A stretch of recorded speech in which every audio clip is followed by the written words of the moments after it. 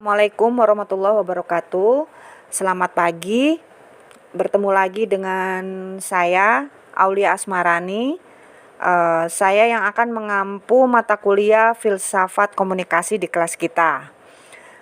Mungkin kalau perkenalan dulu nanti bisa Anda lihat di CV saya. Nanti akan saya lampirkan. Ya, kurang lebih saya sudah mengajar cukup lama di IWU dari tahun 2015. Saya lulusan S1 Komunikasi Unpad dan S2 Komunikasi Unpad. Nah, untuk hal lain nanti bisa menyusul di forum yang lain ya.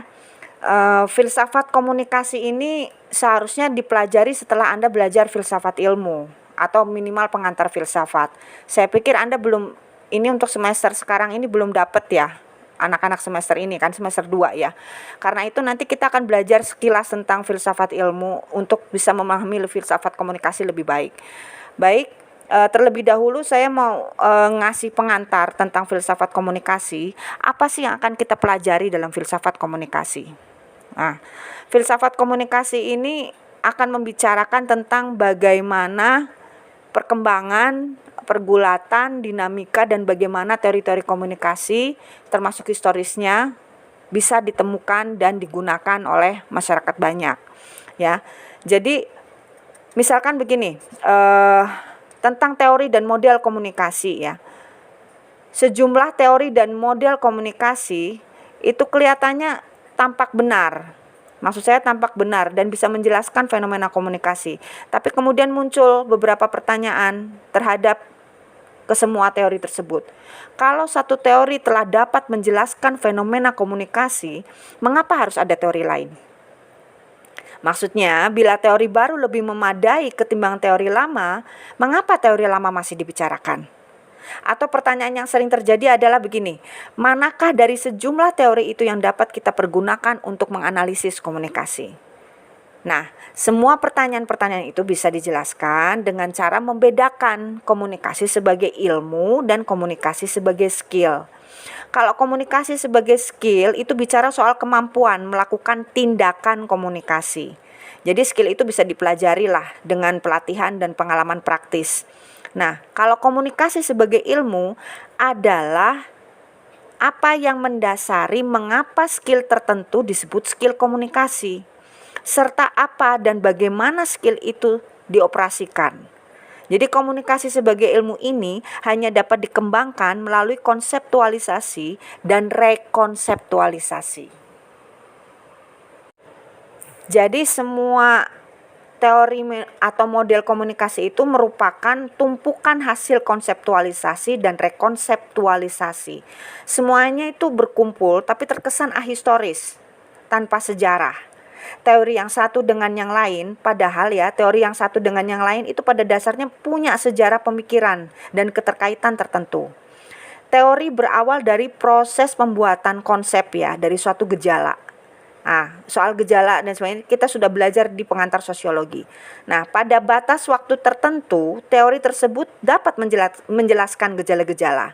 Namun, ketika ada seorang ilmuwan yang menemukan kekurangannya, teori lama tersebut dipertanyakan, lalu disusun ulang, atau bahkan sebagian besar diubah. Nah, diubah ini yang dimaksud rekonseptualisasi.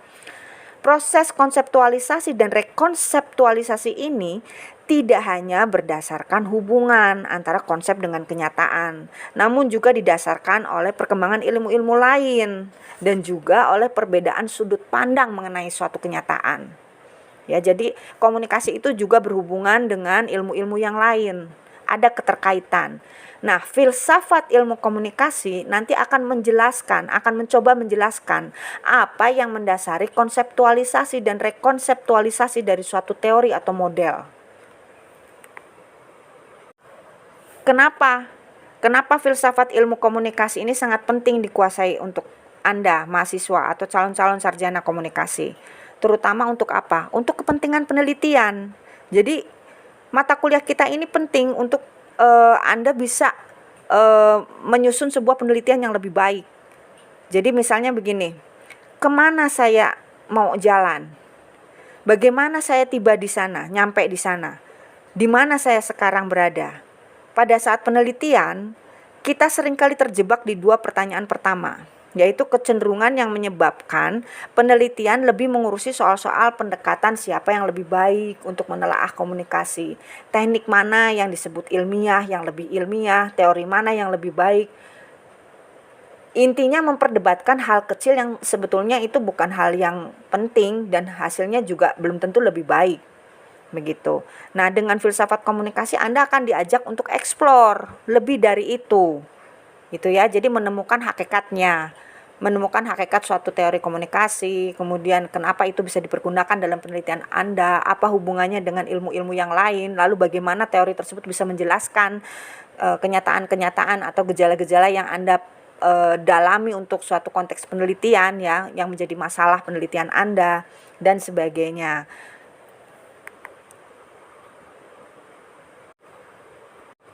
Jadi nanti dalam filsafat komunikasi Anda akan belajar tentang apa itu komunikasi dan apa itu ilmu komunikasi, bagaimana metateorinya dalam filsafat ilmunya ya. Lalu bagaimana perspektif teori-teori komunikasi. Ada macam-macam perspektif ya, ada perspektif positivisme ya, terus bagaimana kritiknya terhadap perspektif positivisme. Nah, itu ada perspektif post-positivisme, lalu ada perspektif interpretif, ada perspektif konstruktivisme, dan ada perspektif teori kritis. Itu nanti di metodologi penelitian, metodologi pemikiran. Nah, sebelumnya saya ingin kita sekarang belajar tentang filsafat ilmu dulu ya. Filsafat ilmu. Apa yang Anda pahami sebagai filsafat? Apa yang Anda pahami tentang filsafat? Nanti kita bisa diskusikan nih soal ini. Filsafat itu membingungkan, filsafat itu mengerikan, filsafat itu pokoknya kerjaan mikir terus. Mungkin Anda akan berpikir seperti itu. Padahal sebetulnya tidak. Filsafat itu menarik loh. Menarik sekali. Anda akan bisa mendapatkan banyak hal dari filsafat, mendapatkan banyak manfaat untuk menelaah semua yang terjadi di kenyataan, di alam semesta ini, termasuk diri Anda sendiri. Jadi, kita belajar filsafat ilmu itu bukan untuk tujuan filsafat untuk filsafat ya. Prinsipnya, filsafat keilmuan itu akan nanti dicoba diterapkan terhadap permasalahan yang aktual dewasa ini. Misalnya nih, usaha peningkatan penalaran, permasalahan moral dan kegiatan keilmuan, kaitan ilmu dengan kebudayaan, bagaimana perkembangan bahasa, bagaimana penerapan asas-asas keilmuan dalam kegiatan penelitian dan pembahasan tentang penulisan ilmiah. Pengetahuan kefilsafatan secara pragmatis ditujukan kepada kemampuan mendiagnosis persoalan dan mencari alternatif pemecahannya. Nah, ini nih yang paling penting ini. Ya, filsafat itu gunanya seperti itu. Kita akan membahas soal itu. Ada beberapa pertanyaan yang sebetulnya menarik untuk ditanyakan di awal. Saya ingin menanyakan kepada Anda, bagaimana caranya agar kita mendapat pengetahuan yang benar? Mungkin ada yang bisa memberi jawaban. Nah, itu nanti kita bisa kalau ketemu langsung ini interaksi semacam ini. Tapi untuk sementara kita bicara di sini dulu ya. Ya mudah saja. Misalkan ada yang menjawab, ketahuilah apa yang kamu tahu dan ketahuilah apa yang kamu tidak tahu. Paham nggak maksudnya tuh? Dari pertanyaan itu aja, ketahuilah apa yang kamu tahu dan ketahuilah apa yang kamu tidak tahu. Jadi dari mana itu pengetahuan datangnya? Pengetahuan itu dimulai dengan rasa ingin tahu. Kepastian dimulai dengan rasa ragu-ragu. Dan di mana posisi filsafat? Filsafat itu dimulai dengan kedua-duanya. Atau pertanyaan yang lain yang lebih menarik nih. Berapa jenis manusia yang terdapat dalam kehidupan ini berdasarkan pengetahuannya? Ini Anda akan bisa memposisikan diri nih. Anda jenis manusia yang seperti apa? Yang pertama, ada orang yang tahu di pengetahuannya. Maksudnya ada orang yang tahu di tahunya. Yang kedua, ada orang yang tahu di ketidaktahuannya. Yang ketiga, ada orang yang tidak tahu di tahunya. Yang keempat, ada orang yang tidak tahu di ketidaktahuannya. Menarik ya. Pengetahuan dimulai itu dengan rasa ingin tahu. Itu udah pasti. dari rasa ingin tahu, ya. Yang tadi saya bilang, kepastian dimulai dengan rasa ragu-ragu, dan filsafat ada di dua-duanya. Filsafat didorong untuk mengetahui apa yang telah kita tahu dan apa yang belum kita tahu. Jadi, belajar filsafat, berfilsafat berarti berendah hati bahwa tidak semuanya akan pernah kita ketahui dalam kesemestaan yang seakan tidak terbatas ini. Ya. Filsafat juga berarti mengoreksi diri.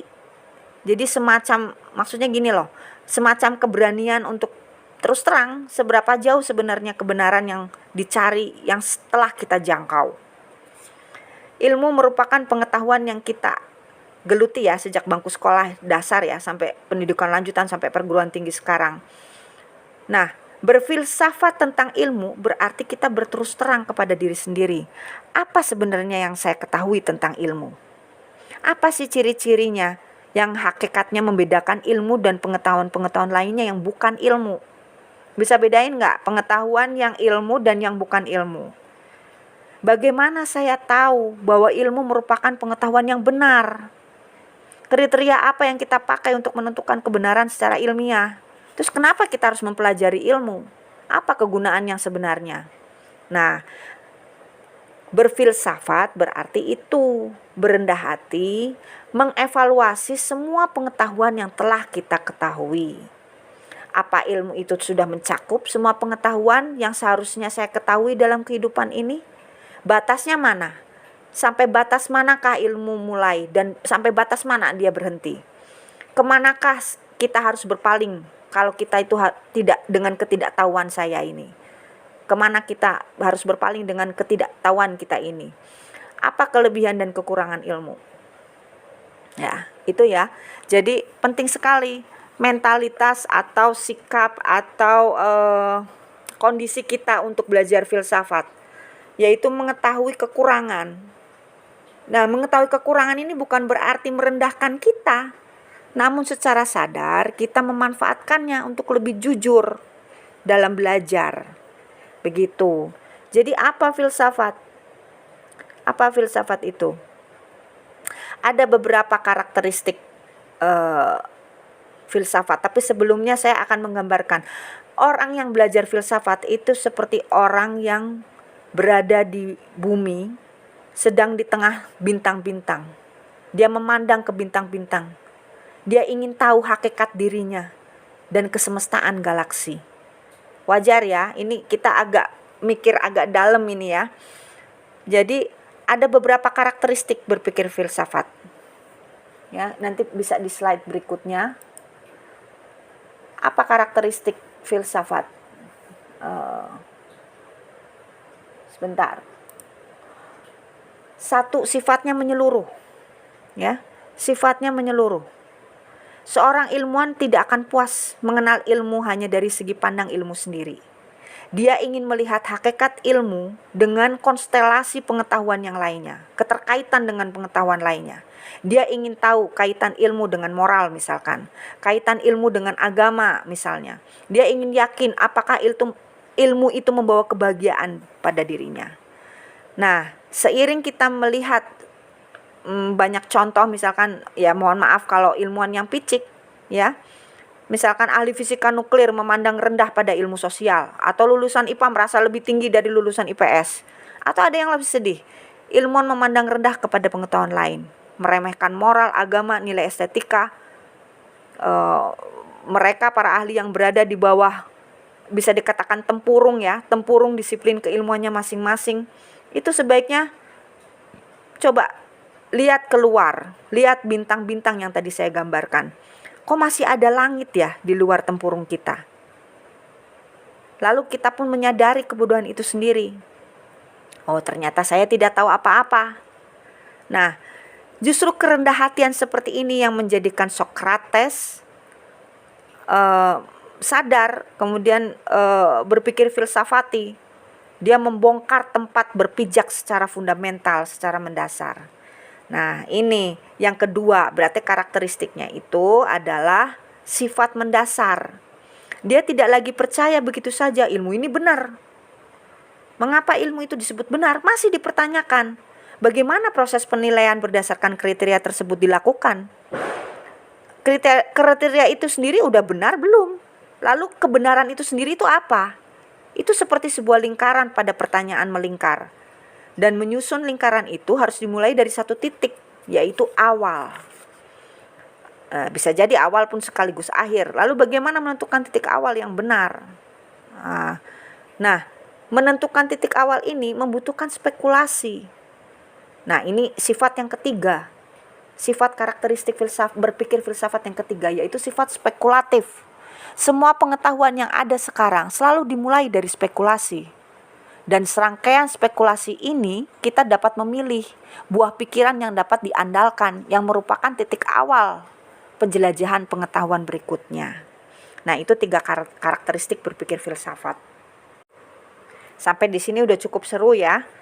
Jadi selalu dengan pertanyaan, keraguan yang mungkin tidak akan ada habisnya ya. Lalu siapa filsafat? Apa itu filsafat? Masih bertanya. Tadi kita sudah bicara soal bagaimana berpikir filsafat. Filsafat itu peneratas pengetahuan. Jadi kalau mau digambarkan ya, ibarat filsafat itu ibarat pasukan marinir. Tahu ya pasukan marinir? Pasukan marinir yang merebut pantai untuk pendaratan pasukan infanteri. Nah, pasukan infanteri ini adalah sebagai pengetahuan yang diantaranya adalah ilmu. Filsafatlah yang memenangkan tempat berpijak bagi kegiatan ilmu. Setelah itu, ilmulah yang membelah gunung, merambah hutan, menyempurnakan kemenangan dari marinir itu menjadi pengetahuan yang dapat diandalkan. Setelah penyerahan dilakukan dari marinir ke infanteri tadi ya, yang sudah menjadi ilmu itu, ini analogi saja, setelah penyerahan dilakukan, maka filsafat pergi. Dia kembali menjelajahi laut lepas, berspekulasi lagi, meneratas lagi. Jadi kalau ada yang bilang, kayaknya udah ribuan tahun deh orang berfilsafat, tapi nggak ada selangkah pun dia itu maju. Sepintas kelihatannya betul omongan tersebut. Tapi itu sebetulnya salah paham. Dan salah paham itu bisa dihilangkan kalau kita sadar filsafat adalah marinir yang merupakan pionir, bukan pengetahuan yang bersifat lebih detail. Filsafat menyerahkan daerah yang sudah dimenangkannya kepada ilmu-ilmu pengetahuan lainnya. Semua ilmu ya, baik ilmu alam, ilmu sosial, itu bertolak dari pengembangan yang bermula dari filsafat. Contohnya siapa? Misalkan Isaac Newton. Dia menulis hukum-hukum fisika ya sebagai filosofis naturalis, principle mathematics ya. Terus Adam Smith, ilmu ekonomi ya. Fungsinya sebagai dari buku The Wealth of Nations. Nah, dari mana itu ilmu fisika? Nama asal fisika itu filsafat alam. Dan nama asal ekonomi itu filsafat moral. Dalam perkembangannya filsafat menjadi ilmu, maka terdapat namanya taraf peralihan. Taraf peralihan ini itu sering disebut sektoral. Jadi dalam taraf peralihan ini bidang penjelajahan filsafat menjadi lebih sempit, tidak lagi menyeluruh, tapi menjadi sektoral. Pada tahap peralihan ini atau kemudian menjadi sektoral ini, orang tidak lagi mempermasalahkan moral secara keseluruhan, tapi langsung dikaitkan dengan kegiatan manusianya dalam memenuhi kebutuhan hidupnya, yang kemudian berkembang. Yang tadi saya contohkan ekonomi itu menjadi ilmu ekonomi ya, ekonomi itu dari filsafat moral ya. Nah, itu menjadi ekonomi, ilmu ekonomi. Walaupun demikian, dalam taraf ini secara konseptual masih mendasarkan pada norma-norma filsafat, tapi dia lebih menerapkan pada etika dalam kegiatan manusia memenuhi kebutuhan hidupnya. Metode yang dipakai itu, metode yang dipakai ketika sudah menjadi sektoral ini adalah normatif dan deduktif berdasarkan asas-asas moral yang filsafati. Pada tahap selanjutnya ilmu dinyatakan dirinya otonom ya, dan konsep-konsep filsafat mendasarkan sepenuhnya pada hakikat alam sebagaimana adanya. Oke, next, dalam slide selanjutnya, dalam menyusun pengetahuan tentang alam dan isinya itu, maka manusia tidak lagi menggunakan metode yang bersifat normatif dan deduktif. Lalu kemudian dikombinasikan ya antara deduktif dengan induktif. Jadi dengan jembatan yang berupa pengujian hipotesis yang dikenal dengan misalkan metode logika hipotesa verifikatif. Jadi tiap ilmu dimulai dengan filsafat dan biasanya diakhiri dengan seni. Itu kata Will Durant, ya. Dari sini muncul nih hipotesis dan berkembang keberhasilan. Kalau Auguste Comte, dia membagi 3 tingkatan perkembangan pengetahuan. Ada religius, metafisik, dan positif. Nanti kita bisa pelajari lah itu lebih lanjut. Oke, seterusnya adalah apa sebenarnya yang ditelaah dalam filsafat. Next.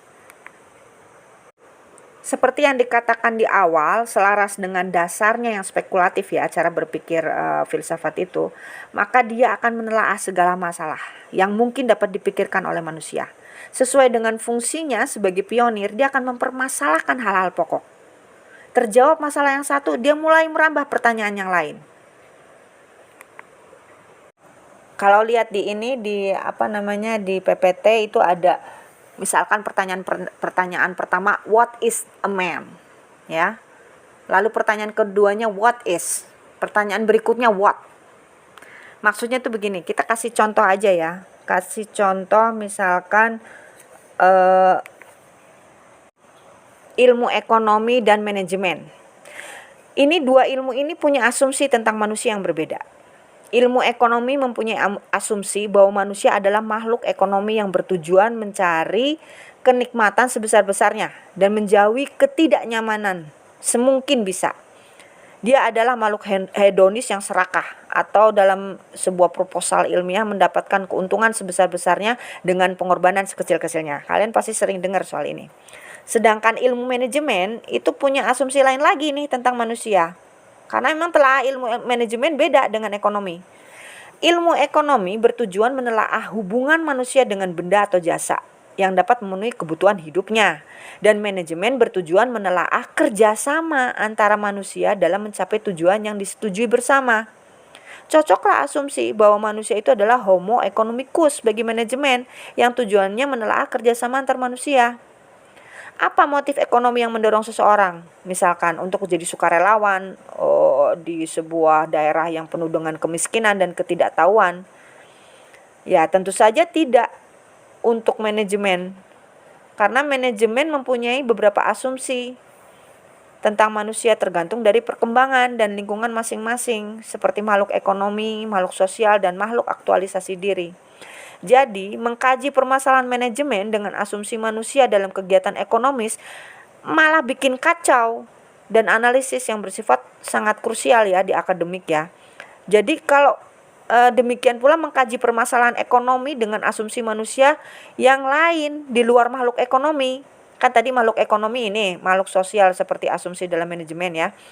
Akan menjadi ilmu ekonomi menjadi seolah-olah mundur ya secara moralitas ya.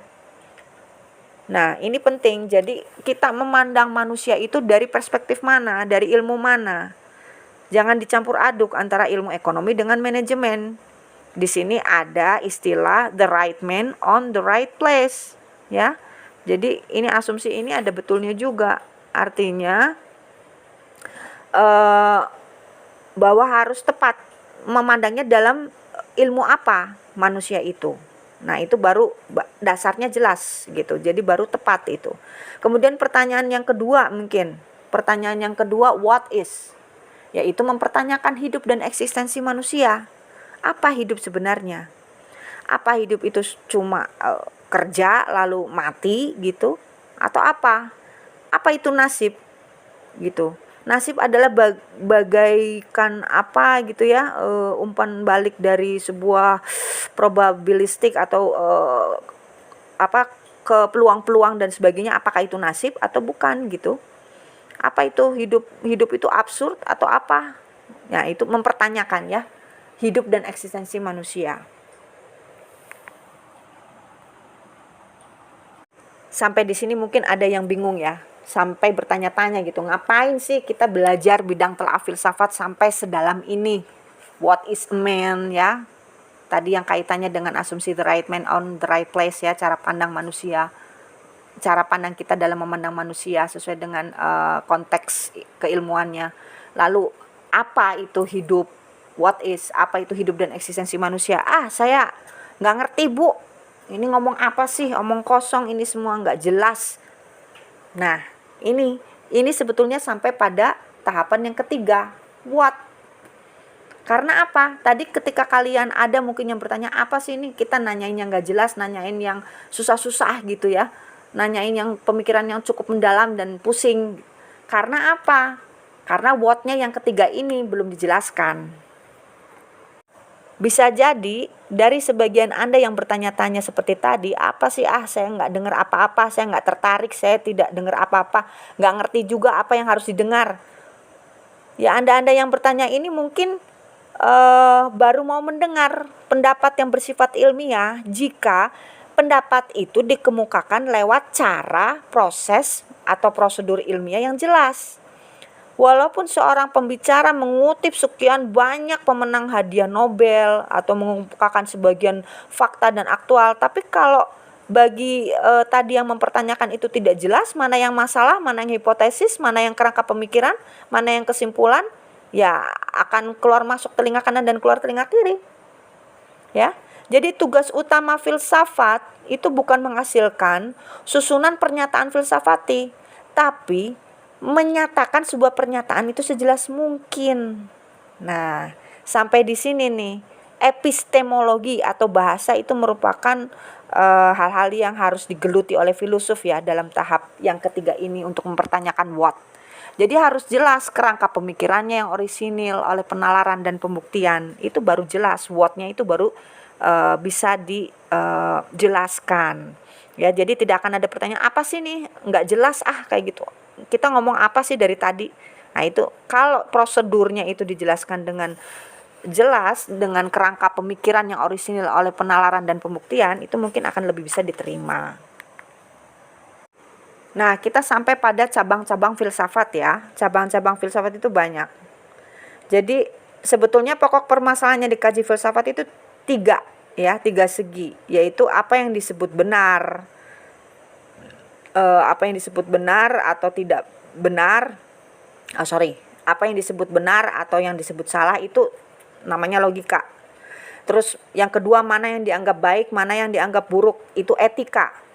Lalu apa yang termasuk dalam sebuah keindahan, apa yang termasuk buruk ya, jelek, itu estetika. Nah, ketiga cabang utama filsafat ini kemudian bertambah lagi. Yang pertama tentang hakikat keberadaan zat, tentang hakikat pikiran dan kaitan antara zat dan pikiran, itu terrangkum dalam sebuah bidang yang namanya metafisika. Terus yang kedua politik, bagaimana kajian mengenai organisasi sosial atau bagaimana kajian tentang pemerintahan yang ideal. Kelima cabang utama ini kemudian berkembang jadi cabang-cabang filsafat yang begitu banyak, mempunyai bidang kajian yang lebih spesifik, yaitu epistemologi ya, filsafat pengetahuan, etika, estetika, metafisika, politik, filsafat agama, politik, filsafat ilmu, filsafat pendidikan, filsafat hukum, filsafat sejarah, filsafat matematika, termasuk filsafat komunikasi. Nah, kita sampai pada filsafat ilmu ya. Filsafat ilmu merupakan bagian dari epistemologi ya, atau filsafat pengetahuan yang secara spesifik mengkaji hakikat ilmu pengetahuan. Jadi ilmu merupakan cabang pengetahuan yang mempunyai ciri-ciri tertentu. Meskipun secara metodologis ilmu tidak membedakan antara ilmu alam dan ilmu sosial, tapi kalau permasalahan-permasalahan teknis pasti ada yang sifatnya ada yang khas. Ya, filsafat ilmu ini sering dibagi menjadi filsafat ilmu alam, filsafat ilmu sosial. Nah, pembagian ini sebetulnya memiliki pembatasan masing-masing bidang yang ditelaah ya, yakni ilmu alam, ilmu sosial yang tidak mencirikan cabang filsafat yang bersifat otonom. Ilmu memang berbeda dari pengetahuan secara filsafat, namun tidak terdapat perbedaan yang prinsip antara ilmu dan ilmu sosial. Keduanya punya ciri-ciri keilmuan yang sama. Nah, filsafat ilmu ini merupakan telaah secara filsafat yang ingin menjawab pertanyaan-pertanyaan hakikat ilmu. Nah, ini bisa lihat di PPT seperti objek yang ditelaah ilmu. Ya, yang pertama objek yang ditelaah ilmu. Bagaimana sih wujud hakiki dari objek tersebut? Hakikatnya. Bagaimana hubungan antara objek tadi dengan daya tangkap manusia? Kan daya tangkap manusia itu berpikir, merasa, mengindra ya. Nah, bagaimana hubungan antara objek tadi dengan daya tangkap manusia yang akhirnya membuahkan pengetahuan. Nah, itu yang pertama, objek yang ditelaah ilmu. Yang kedua, bagaimana proses yang memungkinkan didapatkannya pengetahuan yang berupa ilmu. Gimana prosedurnya? Hal-hal apa yang harus diperhatikan agar kita mendapat pengetahuan yang benar? Apa yang disebut kebenaran itu sendiri? Kriterianya apa? Cara atau teknik sarana apa yang membantu kita dalam mendapatkan pengetahuan yang berupa ilmu? Itu yang kedua. Yang ketiga, untuk apa pengetahuan yang berupa ilmu itu dipergunakan? Untuk apa? Digunakan untuk apa? Bagaimana kaitan antara cara menggunakan bagaimana kaitan cara penggunaan tersebut dengan kaidah-kaidah moral misalkan? Bagaimana penentuan objek yang ditelaah berdasarkan pilihan-pilihan moral? Lalu bagaimana kaitan teknik prosedural yang merupakan operasionalisasi metode ilmiah dengan norma-norma profesional? Nah, pertanyaan-pertanyaan yang berkaitan dengan kelompok yang pertama tadi yang saya sebutkan itu namanya landasan ontologis ya. Objek apa yang ditelaah ilmu itu namanya ontologis. Kelompok yang kedua itu epistemologis ya. Dan kelompok yang ketiga itu aksiologis. Semua pengetahuan, apakah itu ilmu seni, pengetahuan apa saja pada dasarnya punya ketiga landasan ini. Nanti kita telaah ya, filsafat komunikasi berdasarkan tiga landasan ini. Nah, balik lagi ke filsafat ilmu dulu. Yang berbeda dari ketiga landasan tadi adalah materi perwujudannya, serta sejauh mana landasan-landasan dari ketiga aspek ini dikembangkan dan dilaksanakan. Dari semua pengetahuan, maka ilmu merupakan pengetahuan yang aspek ontologis, epistemologis, dan aksiologisnya telah jauh lebih berkembang dibandingkan dengan pengetahuan-pengetahuan lain dan dilaksanakan secara konsekuen dan penuh disiplin. Pengertian ini sebenarnya berkembang kemudian menjadi pengertian ilmu atau sebagai disiplin, yakni pengetahuan yang mengembangkan dan melaksanakan aturan-aturan mainnya dengan penuh tanggung jawab. Nah, itu loh maksudnya kaitan antara ketiga landasan tadi. Apa yang dikaji oleh pengetahuan itu ontologi ya, saya simpulkan. Apa yang dikaji oleh pengetahuan itu ontologi. Bagaimana cara mendapatkan pengetahuan tersebut itu epistemologi. Serta apa pengetahuan tersebut termaksud itu dipergunakan, itu aksiologi. Dengan mengetahui ketiga pertanyaan itu, kita dapat dengan mudah membedakan jenis pengetahuan yang terdapat dalam kehidupan manusia. Ya. Nah, ini bisa dibeda-bedakan semuanya berdasarkan ketiga landasan tadi. Tanpa mengenal ciri-ciri tiap pengetahuan dengan benar, kita tidak dapat memanfaatkan kegunaannya secara maksimal. Malah kadang-kadang kita salah dalam menggunakannya. Misalkan ilmu dikacaukan dengan seni, ilmu dikonfrontasikan dengan agama. Ya itu kan makanya logikanya sering kacau atau narasinya sering kacau, apa yang kalian dapatkan informasinya sering kacau karena ini dicampur aduk seperti itu, dikonfrontasikan yang tidak pada ranahnya. Oke, saya pikir coba next slide. Ya, nanti ini lebih jelasnya apa yang dikaji pengetahuan itu ontologi dan seterusnya yang tadi sudah saya jelaskan. Ya. Saya pikir cukup untuk filsafat ilmu. Ini dipahami dulu. Pahami dulu tadi yang dipaparkan atau yang saya jelaskan itu. Nanti semoga kita bisa bertemu lagi dalam selanjutnya. Kita akan bicara tentang dasar-dasar pengetahuan, ya, dan hal-hal lain sebelum kita masuk dalam filsafat komunikasi. Terima kasih. Wassalamualaikum warahmatullahi wabarakatuh.